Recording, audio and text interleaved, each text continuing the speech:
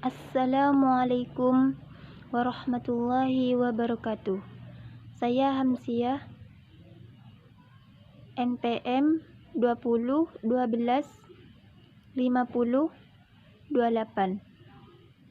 Saya akan menjelaskan studi kritik sanad dan matan hadis yang diliputi standar dalam mengkritik dan kriteria pengkritik, kritik sanad dan matan hadis dalam lintasan sejarah.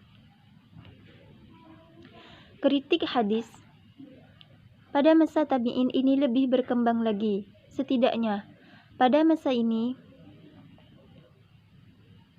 ada dua mazhab dalam kritik hadis, yaitu mazhab Madinah dan mazhab Irak. Di antara tokoh mazhab Madinah dan mazhab Madinah adalah Sa'id bin al-Musayyad, Al-Qasim bin Muhammad bin Abu Bakar, Ali bin Husain bin Ali, Salim bin Abdullah bin Umar, Yahya bin Sa'id, dan Az-Zuhri. Sedangkan Sa'id bin Az-Zabi, Tawus, Hasan bin Basri, dan Ibnu Sirin mewakili tokoh mazhab Irak. Mereka adalah kritikus pada sekitar pada abad pertama Hijriah. Setelah prodi ini, kritik hadis memasuki tahap baru. Meskipun praktek melakukan perjalanan untuk memperoleh hadis atau sunnah Nabi setelah dimulai pada masa Nabi, dan sesudah itu banyak sahabat dan tabi'in yang melakukan perjalanan, namun perjalanan ilmiah mereka tidak bisa dibandingkan dengan perjalanan yang dilakukan oleh para ulama abad kedua dan ketiga Hijriah. Semangat perjalanan ini dilukiskan oleh ucapan Yahya bin Muhammad sebagai berikut. Ada 4 macam manusia yang tidak pernah dewasa dalam hidup mereka. 1. Di antaranya adalah orang yang menuliskan hadis di tokohnya sendiri dan tidak pernah melakukan perjalanan untuk tujuan tersebut. Dengan demikian, sejak abad kedua hingga beberapa abad sesudahnya, tuntutan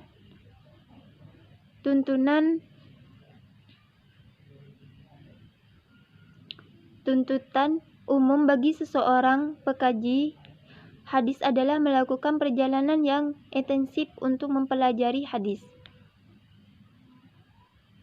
Kritik sanad dan matan hadis dalam lintasan sejarah. Untuk Islam, umat Islam sepakat bahwa sumber pokok ajaran Islam adalah Al-Quran dan hadis. Sebagai sumber pokok, keduanya merupakan entitas yang tidak bisa disangsikan keberadaannya ketika seseorang hendak mengungkapkan hakikat Islam yang sebenarnya. Meski demikian, sejauh ini perkembangan pemikiran dan kajian terhadap hadis tidak sesemarak sebagaimana pemikiran terhadap Al-Quran. Ini terlihat adanya beribu-ribu kitab tafsir dengan berbagai coraknya sejak abad pertama Hijriah untuk menafsirkan ayat-ayat Al-Quran yang secara kualitas kurang dari 7.000 ayat. Para pakar di bidang hadis pun tak sebanyak pakar di bidang Al-Quran. Dalam bidang hadis, perkembangan demikian yang ada tidak sejalan dengan jumlah hadis Nabi sendiri, yang jumlahnya berlipat ratusan kali lebih banyak dari jumlah Al-Quran, ayat Al-Quran.